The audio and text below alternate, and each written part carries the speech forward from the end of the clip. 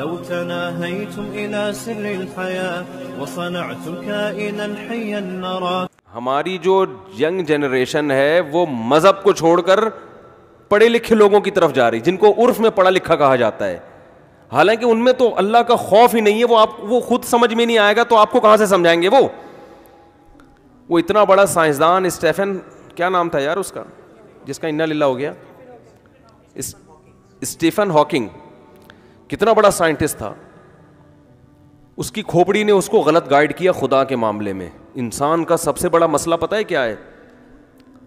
ہمارے لیے سب سے اہم سوال یہ نہیں ہے کہ خربوزہ کھانا ہے کہ آم کھانا ہے یا گوشت کھانا ہے, کیا کھانا ہے. ہمارے لیے سب سے اہم سوال یہ ہے کہ ہمیں کسی نے بنایا ہے یا ہم خود سے بنے. اور اگر کسی نے بنایا ہے تو بنانے کا کوئی مقصد تھا یا ویسے ہی بنا کے چھوڑ دیا.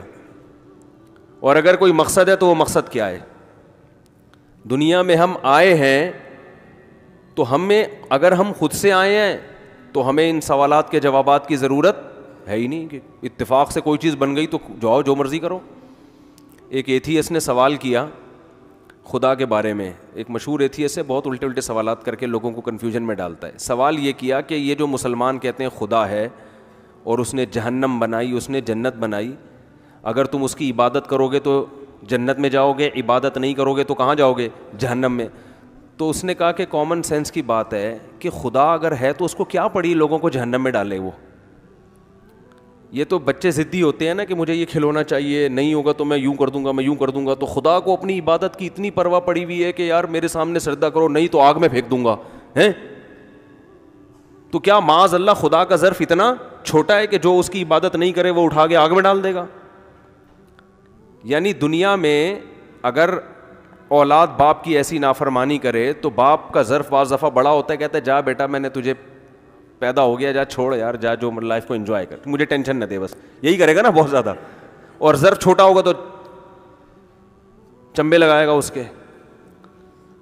ظرف کی ڈیفینیشن یہی ہے نا کہ آپ میں برداشت کتنی زیادہ ہے, آپ چھوٹی چھوٹی باتوں کو اگنور کرتے ہو یا اس کو سیریس لیتے ہو. آج کل اس کو ظرف کہتے ہیں, اٹ از کالڈ ظرف. تو اللہ کا ظرف کیا اتنا چھوٹا ہے کہ کوئی اس کی عبادت کرے نہ کرے, نہیں کرو گے تو اس کو اتنا غصہ آتا ہے, بھائی مجھے کیوں نہیں مان رہے, مجھے سجدہ کیوں نہیں کر رہے, مجھے چھوڑ کر بت کے سامنے کیوں جھک رہے ہو. یعنی ان کا کہنا ہے اللہ اگر ہے, بالفرض اگر اللہ ہے تو اس کا ظرف اتنا بڑا ہے, وہ ان چھوٹی موٹی چیزوں پہ وہ نہیں, اس کو ٹینشن نہیں ہے. یہ مسلمانوں کی بنائی ہوئی باتیں ہیں. جو بھی باطل لوگ اعتراضات کرتے ہیں نا, انہی کے اعتراض میں اس کا جواب موجود ہوتا ہے. یعنی آپ اللہ کا ظرف بنا رہے ہو بڑا, اور بڑے ظرف کی ڈیفینیشن یہ ہے کہ وہ غلطیوں پہ آپ کو سزا نہ دے. یہ غلطی ہے نا کہ خدا نے بنایا, وہ کہہ رہے میری عبادت کرو, آپ پھر بھی عبادت نہیں کر رہے, یہ غلطی ہوئی نا. غلطی, اس کو غلطی تو سب مانیں گے. نہیں آ رہا سمجھ میں, تو رہنے دو یار.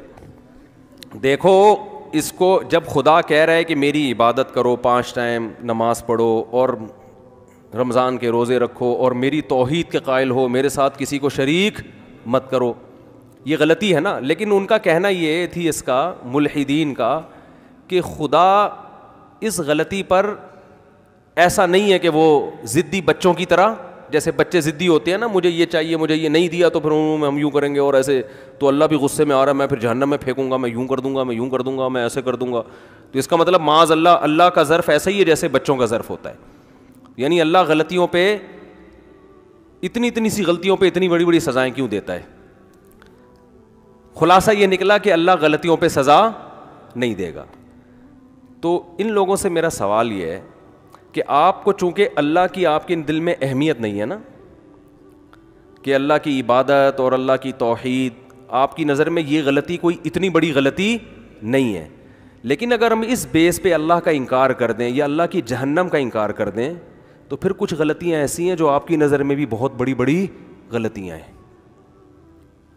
پھر اللہ پہ یہ الزام آئے گا کہ ایک انسان جو 100 انسانوں کو قتل کرتا ہے, اس دنیا میں ایسے مجرم بھی ہیں جنہوں نے اپنی ماں کو قتل کیا ہے پیسوں کی لالچ میں, ایسے مجرم بھی ہیں جنہوں نے 1 لاکھ روپے کی خاطر اپنی دادی نانی اپنے باپ کو قتل کیا ہے, ایسے مجرم بھی ہیں دنیا میں.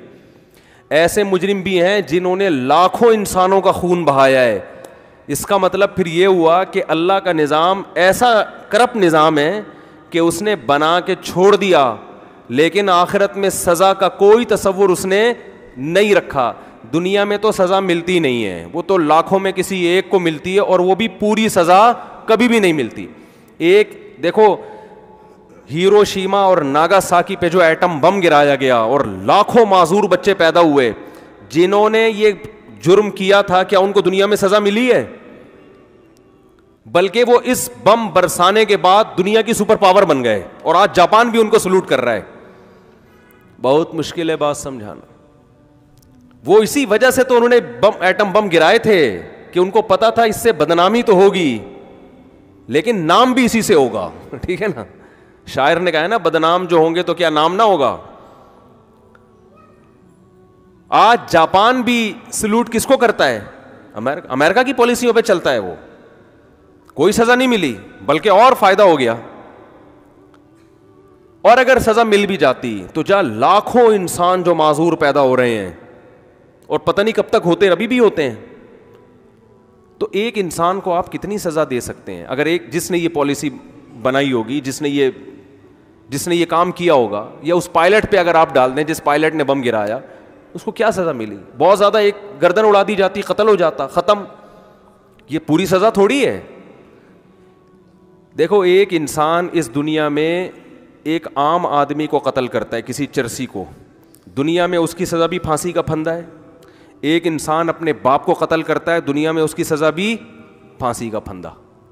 ایک اپنی ماں کو قتل کرتا ہے, اس کی سزا بھی پھانسی کا پھندا.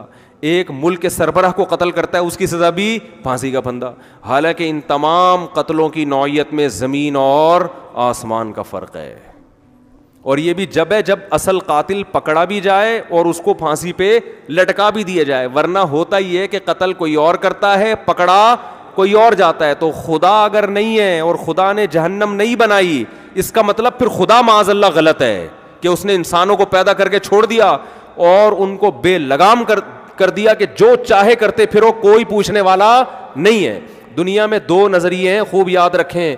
ایک نظریہ یہ کہ آخرت میں جزا و سزا نہیں ہے, ایک یہ ہے کہ ہے. اسلام یہ کہتا ہے کہ ہے, اور اسلام کے علاوہ کیا کہتے ہیں کہ نہیں ہے. جو اسلام جو کہتا ہے نا کہ ہے, اس پر جتنے اعتراضات ہوتے ہیں, اس سے زیادہ اعتراضات ان لوگوں پر ہوتے ہیں جو کہتے ہیں جزا و سزا نہیں ہے. ان کا مطلب انسان جو مرضی کرتا پھرے, اسے انسان اس کی کوئی کرائٹیریا ہے ہی نہیں, کوئی معیار ہے ہی نہیں. آخرت میں سب معاف ہے, کیونکہ مر کے مٹی ہو کے کیا ہو گئے, ختم. یہ خدا کی قسم زیادہ, اگر اللہ ہے تو پھر یہ اللہ پر اس سے بھی بڑا الزام ہے. ملحد نے اللہ پہ کیا الزام لگایا کہ خدا اپنی عبادت نہ کرنے پر جہنم میں ڈال دیتا ہے. اس کا مطلب ہے کہ یہ مسلمانوں نے جھوٹ کہا ہے, کوئی جہنم نہیں ہے. ہم کہتے ہیں اس کا مطلب یہ ہوا کہ کروڑوں انسانوں کو قتل کر دو پھر بھی جہنم میں نہیں ڈالے گا وہ. یہ زیادہ بڑا الزام ہے, بہت مشکل ہے بھائی. اس کا مطلب پہلا جو الزام آپ لگا رہے تھے نا, وہ اس کو آپ الزام سمجھ رہے ہو, حقیقت میں وہ الزام نہیں ہے. کیونکہ جرم کی نوعیت, جرم کی کوانٹٹی نہیں دیکھی جاتی, جرم کی کیفیت دیکھی جاتی ہے. ایک انسان 10 لوگوں کو قتل کرتا ہے, وہ اجنبی ہیں, اور ایک اپنے باپ کو قتل کرتا ہے. باپ کا قتل کرنے والا ایک شخص کو قتل کیا, لیکن اللہ کی نظر میں یہ بڑا مجرم ہے ان لوگوں سے جنہوں نے 10 انسانوں کو قتل کیا, کیونکہ اس نے اپنے ماں باپ کو قتل کیا نا. تو اسی طرح یاد رکھو کہ اللہ کی نظر میں سب سے بڑا مجرم وہ ہے جو اس کائنات کو بنانے والے کی نافرمانی کرتا ہے. کیونکہ دیکھیں جتنا گہرا ریلیشن ہوتا ہے نا, جرم کی نوعیت اتنی زیادہ بڑھتی ہے. جتنا گہرا ریلیشن ہوگا جرم کی نوعیت اتنی بڑھے گی. آپ ایک اجنبی کو قتل کر دیں جس کو آپ جانتے نہیں ہو, آپ نے پیسے چھیننے کے لیے اس کو مار دیا, یہ بھی بڑا جرم ہے. لیکن آپ اپنے قریبی دوست کو قتل کر دیں جس کے ساتھ وفاؤں کے وعدے تھے, جس کے آپ پر بڑے احسانات تھے, اس نے آپ کو جاب دلائی, اس نے یہ کیا, اس نے آپ کو باہر بھجوایا, اس کو قتل کریں گے, جرم کی نوعیت کیا ہو گئی, بولو, بڑھ گئی. کیونکہ اس سے آپ سے کیا ہے, ریلیشن ہے. لوگ آپ کو تانے دیں گے, یار اس پہ تو کم از کم ہاتھ نہ اٹھاتا. جتنا قریبی رشتہ ہوتا چلا جائے گا. پھر سب سے قریبی والدین کا رشتہ ہوتا ہے, ان کو ماریں گے تو منہ دکھانے کے قابل نہیں رہیں گے آپ. منہ دکھانے کے قابل نہیں رہیں گے. تو سب سے زیادہ جو ریلیشن انسان کا ہے نا, خدا یہ کہتا ہے, اللہ یہ کہتا ہے, اگرچہ ملحدین کی یہ سمجھ میں نہیں آتا, اللہ یہ کہتا ہے کہ سب سے قریبی ریلیشن جو ہے اللہ کا بندوں کے ساتھ ہے. مخلوق اور خالق کا رشتہ, اس سے قریب رشتہ کوئی ہو نہیں سکتا, کیونکہ وہ کریٹر ہے, اس نے بنایا ہے تمہیں. وہ نہ ہوتا وہ تم نہیں بنتے, اس نے اپنے ارادے سے تمہیں بنایا, تم اتفاق سے نہیں بنے ہو. یہ جو آج کل ایک نعرے لگائے جاتے ہیں نا کہ انسانیت کا رشتہ سب سے پہلے, مذہب بعد میں, یہ بہت سنا ہوگا آپ نے نعرہ کہ بھئی مذہب کیا ہے بعد میں, سب سے پہلے کیا ہے انسانیت. تو اس کا ایک صحیح مطلب ہے اور ایک غلط مطلب ہے. صحیح مطلب تو یہ ہے کہ انسانیت کا رشتہ, مذہب نے بھی انسانیت کا رشتہ ہمیں بتایا, غیر مسلموں کے بھی حقوق مذہب نے ہمیں بتائے ہیں. تو مذہب یہ یعنی ایک دوسرے کے اپوزٹ ہے ہی نہیں. یہ جو لوگ کہتے ہیں نا مذہب کا رشتہ پہلے, انسانیت کا رشتہ پہلے اور مذہب کا بعد میں, یہ لفظ اس لیے غلط ہے کہ جب آپ مذہب کے رشتے میں جڑتے ہو تو وہ خود بخود آپ کو انسانیت کے رشتے میں پرو دیتا ہے خود بخود, اور وہ خود غیر مسلموں کے یعنی جو آپ کے مذہب میں نہیں بھی ہیں ان کے حقوق آپ کو خود بخود زیادہ اچھی طرح سکھا دیتا ہے. لیکن جو لبرل لوگ یہ نعرہ لگاتے ہیں نا, ان کا مقصد یہ ہوتا ہے کہ اگر انسان کو خوش کرنے کے لیے خدا کو ناراض کرنا پڑے تو انسان پہلے ہے, کیونکہ خدا کا تصور مذہب لے کر آتا ہے نا, تو مذہب کیا ہے بعد میں ہے. تو انسانیت پہلے, مذہب کو ایک طرف رکھو, ان کا مطلب یہ ہوتا ہے.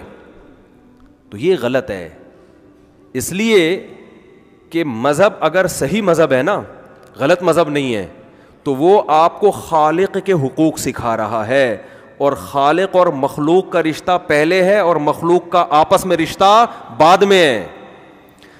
بہت مشکل ہے بھائی اس زمانے میں یو پی ایس پہ بات سمجھانا, تو اور بھی زیادہ مشکل. جنریٹر پہ پھر بھی آسان ہے, جنریٹر پہ بات سمجھانا آسان ہے, یو پی ایس پہ اور مشکل. اور پنجاب میں بات سمجھانا آسان ہے اس موسم میں, کے پی کے میں بھی آسان, کراچی میں اس لیے مشکل کہ گرمی بہت ہے. تو 3-4 مشکلات کے ساتھ بات سمجھانے کی کوشش کر رہا ہوں. تو آج دیکھ لو آپ, اگر کہیں شادیوں میں مکس گیدرنگ ہے, آپ کہتے ہو بھائی میں نہیں جاؤں گا, تو پورا خاندان آپ کے خلاف ہو جاتا ہے کہ رشتہ داروں کے بھی کیا ہوتے ہیں حقوق. انسان پہلے ہے, مذہب بعد میں. بھائی خدا منع کر رہا ہے, بے حیائی کو اللہ پسند نہیں کرتا, تو خالق کا رشتہ پہلے. اپنے ابا سے بولو ابا آپ کی نعمت بھی مجھے اللہ نے دی ہے, آپ کو اللہ نے ابا بنایا ہے. ماں سے بولو آپ کو اللہ نے اماں بنایا ہے. اگر اللہ آپ کو اولاد نہ دیتا تو آپ کو میری ماں بننے کا شرف حاصل نہ ہوتا. تو اللہ پہلے ہے. یہ بالکل کامن سینس کی بات ہے. یہ جو لوگ کہتے ہیں نا مولویوں کی باتیں ہمیں سمجھ میں نہیں آتی, گھننے بنے ہوئے ہیں, گھننے ہیں. یہ بالکل ایسا ہی ہے. یہ لوگ کہتے ہیں نا مولوی کوئی الگ سی چیز ہے, مخلوق ہے, پتہ نہیں کہاں سے کس قسم کی عجیب عجیب شلواریں ان کی آدھی آدھی پنڈلیوں تک ہوتی ہیں, پگڑیاں پہنی ہوئی ہوتی ہیں, کیپ لگاؤ, چشمہ. میں تو کیپ بھی لگاتا ہوں, چشمہ بھی لگاتا ہوں, کوئی اسلام میں منع نہیں ہے. میں اب اپنا نا حلیہ تبدیل کر کے نکلتا ہوں, کیونکہ میرے پیچھے 20 لوگ پڑ جاتے ہیں سیلفیاں میں, چلنا پھرنا مصیبت بن گئی. اب میں کیا کرتا ہوں بھائی, ذرا کیپ شیپ لگائی, کالا چشمہ لگا کے ڈرائیو کر رہا ہوں گاڑی. تو ایک دن میں نے وہ ہٹا دیا. میں نے کہا اس طرح یہ تو ہے کہ پکڑے نہیں جائیں گے, حلیہ چینج ہو گیا. لیکن اگر پکڑے گئے تو پھر وہ 10 لوگ اتنی ٹینشن نہیں دیتے اتنا جس نے پہچانا. وہ کہے گا ان مولوی کو دیکھو, پتہ نہیں فلم دیکھنے جا رہے ہیں کیا کر رہے ہیں. یہ وہ کیپ لگائی ہوئی ہے, چشمہ لگایا ہوا ہے, کار بہترین سی ڈرائیو کر کے جا رہے ہیں, یہ پتہ نہیں کوئی فلم دیکھنے جا رہے ہیں. تو میں نے کہا یار اس میں چانس کم ہے پہچانے جانے کا, لیکن جس نے پہچان لیا وہ چھوڑے گا نہیں, وہ فوراً تصویر ڈال دے گا, یہ دیکھو ان کو دیکھو مولوی صاحب, کسی حال میں چین. حالانکہ بھائی وہ کیپ لگانے سے کیوں پابندی تھوڑی ہے, کچھ بھی پہن سکتے ہو آپ, نہ اللہ کی طرف سے پابندی ہے نہ گورنمنٹ کی طرف سے. چشمہ بھی لگا سکتے ہو آپ دھوپ میں, یا اس لیے بھی لگا سکتے ہو. لیکن لوگوں کے ذہن میں مولویوں کا ایک پتہ نہیں کس طرح کا کھوپڑی میں ایک تصور بٹھا دیا گیا ہے, اور اسی وجہ سے لوگوں کو مولویوں سے وحشت بھی ہوتی ہے کہ مولوی نہیں بننا بھائی, مولوی نہیں بننا, نہ اپنے بچوں کو بنانا ہے. کیونکہ ان کے ذہن میں یہ بیٹھ گیا ہے کہ یار وہ تو کسی کام کا رہے گا ہی نہیں, اس کا تو ایک مخصوص ڈریس ہوگا, مخصوص حلیہ ہوگا, ہاتھ میں تسبیح ہوگی. اچھی بات ہے تسبیح ہاتھ میں ہونی چاہیے, لیکن اگر نہیں ہے تو بھائی ہو سکتا ہے انگلیوں پہ پڑھ رہا ہو, وہ اللہ کا نام لے رہا ہو. میرے علم میں تو نہیں ہے کہ صحابہ کے ہاتھ میں ہر وقت تسبیح ہوتی تھی, ویسے ہی صبح شام اللہ کا ذکر کر لے, اور رکھ لے تو اور اچھی بات ہے, یاد رہتا ہے انسان کو, نہ رکھیں تو بھی ٹھیک ہے. تو اس حلیے سے لوگوں کو بڑی وحشت ہوتی ہے کیونکہ ڈر ہے کہ یار کچھ بھی نہیں کر سکیں گے. تو ایسا کچھ بھی نہیں ہے بھائی. مولانا ٹائپ کے جو لوگ ہیں نا, جو سچی مچی کے, وہ آپ سے زیادہ تفریح کرتے ہیں, کیونکہ ان کے ڈپریشن میں نہیں ہوتے, وہ سکون میں زیادہ ہوتے ہیں. ہاں ڈپریشن اگر ہوتی ہے تو پبلک کی وجہ سے ہوتی ہے کہ یار یہ نہیں کہیں چھوڑیں گے آرام سے, یہ فلم دیکھنے نہ جائیں بس, اتنا نہ براڈ مائنڈڈ بنے. تو ساری تفریحات جائز ہیں, ساری زینت کی چیزیں جائز ہیں. تو ایک عجیب سا دماغ میں, خیر بات کہاں سے کہاں چلی گئی. تو میں یہ عرض کر رہا تھا کہ یہ کتنی صاف ستھری بات ہے کہ بھائی جس نے پیدا کیا اس کا رشتہ پہلے اور مخلوق کا رشتہ اس کے بعد. کامن سینس کی بات ہے یا نہیں؟ یا تو بولو کسی نے پیدا ہی نہیں کیا. تو یہ بات نا کسی نے پیدا نہیں کیا, یہ زیادہ بے وقوفی کی بات ہے. یہ وہ لوگ کرتے ہیں جو سینس لیس, وہ جو میں جس سائنسدان کی بات کر رہا تھا. اب آپ بتاؤ کہ اتنا ذہین سائنسدان جو خلاؤں کے راز آپ کے سامنے پیش کر رہا ہے اور ایسی چیزیں لے کر آ رہا ہے, وہ روبوٹ کے بارے میں یہ نہیں کہتا کہ یہ خود سے بنا ہے, اپنے بارے میں کہہ رہا ہے میں آٹومیٹیکلی خود بخود وجود میں آ گیا. یہ کھوپڑی میں آنے والی بات. دیکھو اگر انسان خود سے اتفاق سے وجود میں آیا تو ایک چیز بن جاتی نا, مرد الگ بن رہا ہے, عورت الگ پیدا ہو رہی ہے, اور دونوں ایک دوسرے کی ضرورت ہیں. اور ادھر بچہ پیدا ہو رہا ہے, ادھر ماں کی چھاتیوں میں دودھ آ رہا ہے. ایسی انسٹالیشن یار آٹومیٹیکلی, خدا کی قسم دنیا میں اس سے بڑا پاگل کوئی نہیں ہے جو یہ دعویٰ کرے کہ یہ خود بخود ہوا ہے. یہ ہو نہیں سکتا. کیسا نظام جڑا ہوا ہے نا, بہترین ترتیب سے چل رہی ہے زندگی. ادھر بچہ پیدا ہوتا ہے, ادھر ماں کی چھاتیوں میں دودھ. یہ کیا ارتقاء کا نتیجہ ہے یہ؟ یعنی نیچر اتنی ذہین اور سمجھدار ہے کہ نیچر نے اپنے آپ کو ایسے تمیز سے ڈھالا ہے نا کہ جاپان کے سائنسدان بھی اب تک ایسا روبوٹ تیار نہیں کر سکے. کیا کھوپڑی ہے یار نیچر کی, جبکہ نیچر کوئی چیز ہے ہی نہیں. یہ تو کہتے ہیں یہ نیچرل ہے نا, یہ خود بخود ہو رہا ہے, یہ نہیں نیچر یہ کر رہی ہے. تو نیچر کا دماغ, جبکہ یہ کہتے ہیں نیچر کوئی چیز ہی نہیں ہے. چیز ہی نہیں ہے تو کھوپڑی کہاں سے آئی, اس کے بعد دماغ کہاں سے آیا, اتنی سمجھدار کہاں سے ہو گئی. اس کا مطلب نیچر کسی نے بنائی ہے, ایک ترتیب پہ بنا کے اس نے اس نیچر پہ, نیچر کا بنانے والا کوئی ہے. نیچر خود بخود یہ کام نہیں کر سکتی. لوگ کہتے ہیں نا یہ نیچرل ہے, مرغی 21 دن انڈوں پہ بیٹھتی ہے, اس سے چوزے نکلتے ہیں. گورا کیا کہتا ہے یہ کیا ہے؟ نیچرل. بھائی یہ تو نیچرل پروسیس ہے, مرغی بیٹھے گی کڑک ہو جائے گی. ابے یہ کہاں سے مرغی کے نیچر نے مرغی کو سکھا دیا کہ تو نے پہلے انڈے دینے, پھر 1-1.5 مہینے بعد تیرا کھوپڑی گھومے گی, تجھے اعتکاف کا شوق پیدا ہو جائے گا. حالانکہ نہ رمضان آیا نہ شوال آیا. ہم اگر اعتکاف پہ آتے ہیں تو مولوی صاحبان نے اعلان کیا ہوتا ہے بھائی رمضان کا آخری عشرہ ایک جگہ کڑک ہو کے بیٹھ جاؤ. کڑک کہتے ہیں نا اس کو جو مرغی انڈوں پہ بیٹھتی, مختلف زبانوں میں مختلف کہا جاتا ہے, یہاں کراچی میں کڑک کہا جاتا ہے. مرغی کو اتنی سینس ہے کہ یار انڈے دینے کے بعد پھر اس پہ ایک خاص کیفیات آئیں گی, بس وہ کہیں حجرہ تلاش کرے گی, کہیں چھپڑ میں مجھے بٹھا دو, اللہ کا واسطہ مجھے کہیں بٹھا دو, اس کے نیچے انڈے رکھ دو, خوشی سے پاگل ہو جائے گی. وہ 21 دن تک ان انڈوں کے اوپر 24 گھنٹے بیٹھتی ہے, پھر ان انڈوں کو گھماتی بھی ہے چونچ سے کہ بھائی یہاں سے اس کی سکائی ہو گئی, اب تھوڑا سا. او بھائی اس کو کون سکھا رہا ہے, کون سے انسٹیٹیوٹ میں اس نے ٹریننگ لی ہے؟ گورا کہہ دیتا ہے نیچر. تو نیچر کے پاس اتنی کھوپڑی ہے کہ اس نے مرغی کو یہ سب کچھ سکھایا.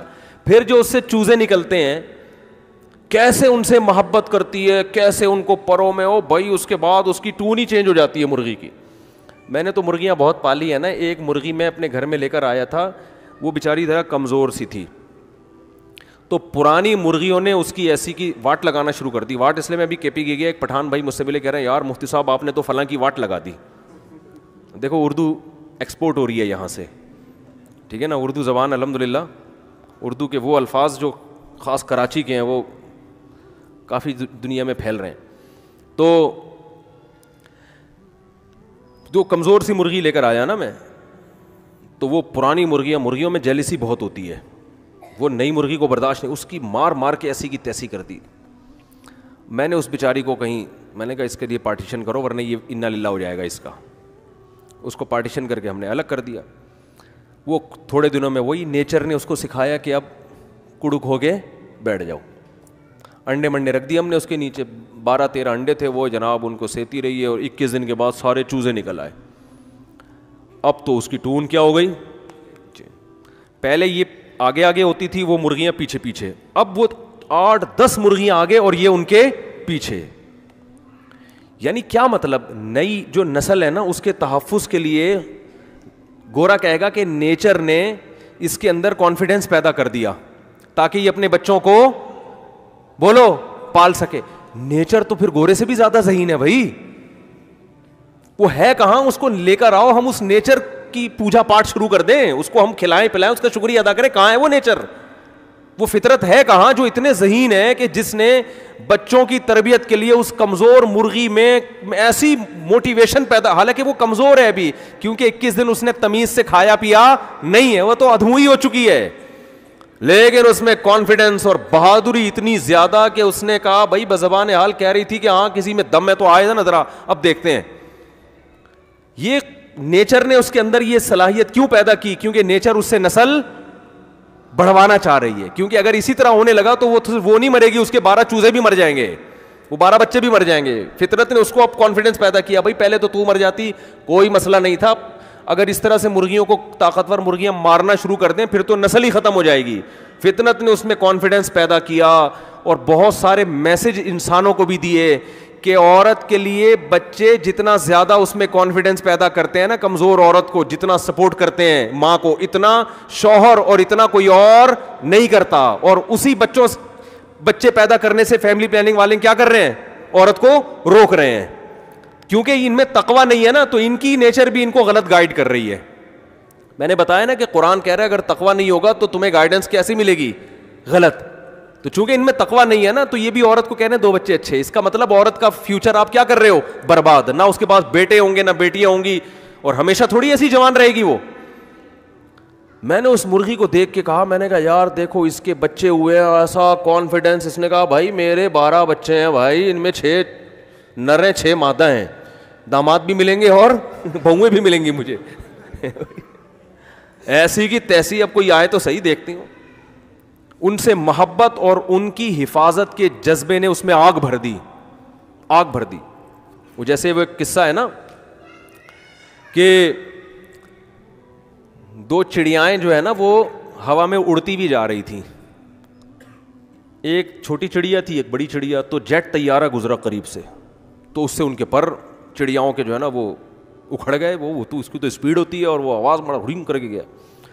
تو یہ چھوٹی چڑیا بڑی چڑیا سے پوچھتی ہے, اس کی امی ہوگی, امی یہ بھی چڑیا ہی ہے اتنی بڑی, اس کی اسپیڈ اتنی تیز اور آواز, اور ہٹو بچوں یوں گئی, ہمیں ہلا دیا اس نے, تو اس میں اور ہم میں کیا فرق ہے, یعنی ہم اتنی اسپیڈ سے کیوں نہیں اڑ سکتے. نہیں آ رہی سمجھ میں, ہمارے اندر ایسی اسپیڈ کیوں نہیں ہے. تو بڑی چڑیا نے کہا کہ بیٹا کوئی فرق نہیں ہے, بس فرق صرف اتنا ہے کہ اس کی دم میں آگ لگی ہوئی ہے, ہماری دم میں آگ.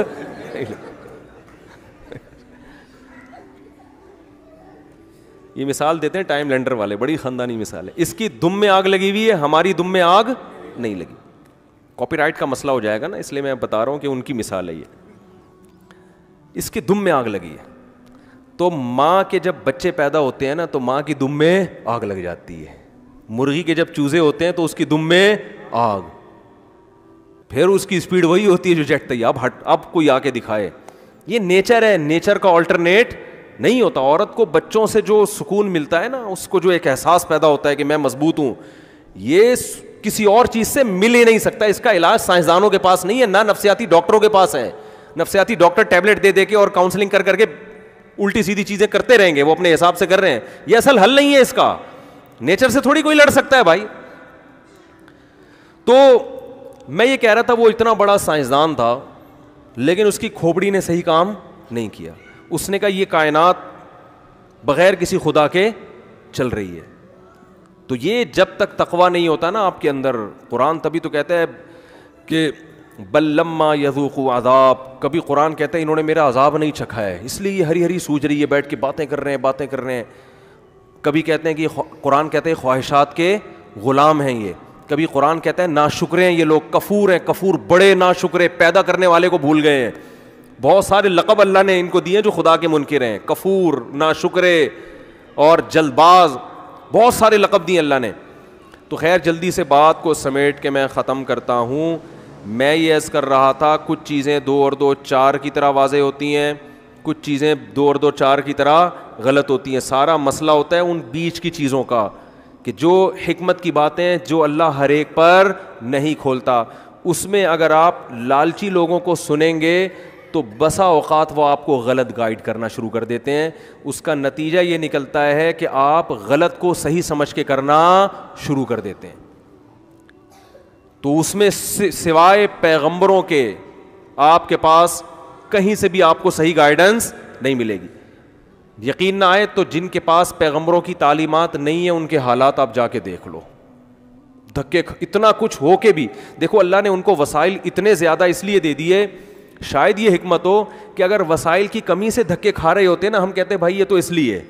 وسائل اتنے زیادہ ہو کے بھی اگر کوئی قوم ڈپریشن اور اسٹریس میں ہے, کوئی قوم اگر بوڑھے ماں باپ کو گھر میں رکھنے کے لیے تیار نہیں ہے, جو فیملی سسٹم پورا جو انسان کی نیچر ہے وہ پورا سسٹم جس قوم کا تباہ ہو گیا ہو, تو اس میں اللہ نے بتا دیا کہ سب کچھ ہونے کے باوجود کون سا فالٹ ہے اس معاشرے میں کہ پھر بھی تباہ ہو رہے ہیں. وہ فالٹ سوائے اس کے کہ مذہب کو فالو نہیں کرتے, اس کے علاوہ کوئی فالٹ نہیں ہے. اور ہمارے ہاں فالٹ ہی فالٹ ہیں, ہر کوئی وسائل ہے ہی نہیں ہمارے پاس, لیکن اس کے باوجود ہمارے ہاں کم از کم جو انسان کی نیچر ہے نا, دیکھو اللہ نے 2 قسم کے جانور پیدا کیے نا, ایک فیملی بنا کے رہنے والے اور ایک گھوڑے گدھے ہیں جو جن کا کوئی رشتہ داری نہیں ہوتی. بہت سے جانور ہیں نا ایسے, پرندوں میں آپ نے دیکھا ہوگا جو نر مادہ جوڑوں کی شکل میں رہتے ہیں, مل جل کے اولاد کی تربیت کرتے ہیں, بہت سے جانور ایسے ہیں. تو انسان ان لوگوں میں آتا ہے جو مہذب ہیں, جو باقاعدہ ایک خاندان کی صورت میں رہتے ہیں. گدھے گھوڑوں کی کیٹیگری میں انسان بولو نہیں آتا. لیکن آپ بتاؤ جو غیر مسلم ہیں انہوں نے انسان کو گدھے گھوڑوں کی فہرست میں لائے کہ نہیں لے آئے؟ جس قوم میں نہ پتہ چل رہا ہو کہ باپ کون ہے اور باپ اپنی ذمہ داری اٹھانے کے لیے تیار نہ ہو, اس کا مطلب روحانی اعتبار سے اس میں اور گدھے میں گھوڑے میں کوئی فرق نہیں رہا ہے. تو اس کو آپ کیسے کہہ سکتے ہو کہ یہ کامیاب لوگ ہیں؟ کیسے آپ کہہ سکتے ہو؟ اگر آپ کا وسائل زیادہ ہیں تو اس کا مطلب وسائل تو ہمارے سیاست دانوں کے پاس بہت زیادہ ہیں, تو کیا وہ صحیح لوگ ہیں؟ بولو نا بھائی. ایک بڑی بہترین مثال دماغ میں آئی تھی, وہ نکل گئی, میں بار بار اس کو روک کے رکھ رہا تھا کہ یہ نکلے نہیں. خیر کھوپڑی سے نکل گئی, اللہ کرے دوبارہ آ جائے. تو اللہ تعالیٰ نے کچھ باتیں 2 اور 2 4 کی طرح رکھی ہیں, کچھ باتیں یعنی واضح رکھی ہیں, کچھ باتیں 2 اور 2 4 کی طرح بالکل غیر واضح, اور کچھ کیسی ہیں, کچھ ایسی باتیں جس میں انسان کنفیوز ہوتا ہے, اس کو صحیح گائیڈنس چاہیے ہوتی ہے.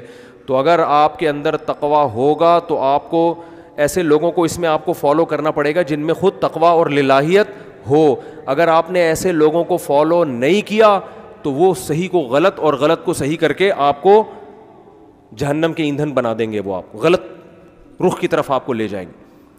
تو اس لیے آپ کو یہ سلیکشن کرنی پڑے گی کہ میں نے زندگی گزارنے کے لیے رہنمائی مجھے کس سے چاہیے, اور وہ علماء کے علاوہ کسی اور کے پاس نہیں ہے, کسی کے پاس نہیں ہے. کیونکہ علماء پیغمبروں کے علوم کو سیکھتے ہیں, تو جب ہے ہی نہیں تو آپ کو ملے گی کہاں سے وہ؟ ہوا و حرص والا دل بدل دے, میرا غفلت میں ڈوبا دل بدل دے.